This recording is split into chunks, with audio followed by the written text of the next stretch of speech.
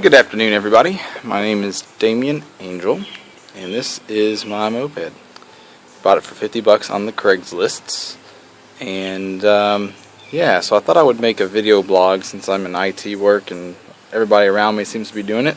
Seemed like fun, and I thought I'd maybe get a little help along the way if I do this as well. So, please forgive my southern accent, and I'll try to slow down, that way I'm not sounding like a complete hick. If I don't know the name of a specific part, please forgive that as well. I am pretty good with my hands and have done quite a bit of work before, but I still remain woefully ignorant. But anyway, I guess I'll start with an inventory of what I've got in case I'm missing something that's vitally important that I can go ahead and get ordered or keep an eye out for, because parts for this Batavus, or however you want to say it, are notoriously hard to find. Hopefully they don't prove to be too bad. But anyway, yeah, we've got the frame here. It looks to be in really good shape considering everything else on it is rusted. I don't see any large pockets of corrosion that look like it would totally keep the frame from serving its purpose. So hopefully I can get this bike tore down and get it sandblasted in the shop next week. That's my hopes. It may or may not be feasible. We'll see. I've got the gas tank and bracket that goes along the bottom rail there already taken off. Those were easy to take in the shop, and I sandblasted those, and I'm working on getting the inside derusted.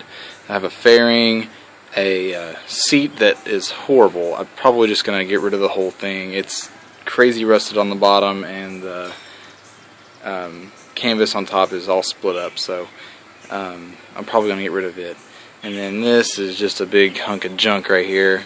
Those are no big deal. That's something that's aesthetic and I can finish later. But as for the engine and drivetrain and all that good stuff, it does have a chain. Replacing chain's not a big deal. The pedals do spin, which I've heard is a good thing, but they spin and they don't move anything, and that kind of scares me. But I did find out that if I grab this back wheel here and spin it manually, everything does kind of operate, which is good, I guess. Not as bad as I thought it was going to be. I don't know if there's going to be a way to salvage this whole thing, but I certainly hope to find out. So, take a look at the other side, because there's where all the electronic stuff is at. Looks like the distributor is there. It doesn't seem to be ridiculously corroded in any way. It may work, it may not, we'll find out. This wire, not sure what it does. Goes up through there, haven't traced it back yet, is off, as well as this one. Not sure what it does. Let's see, this whole shebang back here seems to be doing just fine. It doesn't look too corroded at all. I'll have to take it apart and take a good look, but it seems to be in pretty good repair. And then we've got my carb down here. As you can see, no air filter. I think that's the carburetor. Huh. It's one of those things where I thought it was and it's not.